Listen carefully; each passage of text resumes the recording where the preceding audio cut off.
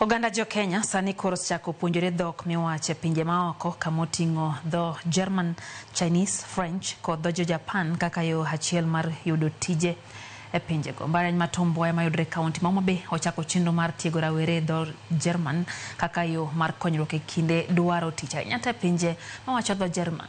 Sanja mokwongo mar jopuonjre maromo 710 ikore ne penj margi mogik bang' kalo penj 2 manochiw nego gimotelo.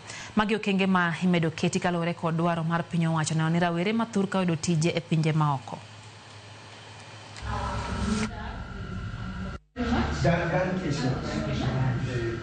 I was unemployed, I was struggling to make ends meet, and so when I got the opportunity, I came and I made sure that I was to come here, work hard, get the required skills, that is the language of German, and then I'll be able to work outside, be able to help my family, be able to improve the economy of Kenya. The challenge, obviously, the language is very hard. It's not like English. I can't lie about that.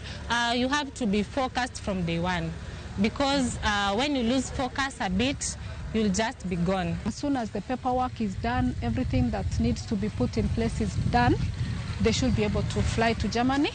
And some of them are going to do Ausbildung, which is a work-study program. So they study for some hours and also work for some hours.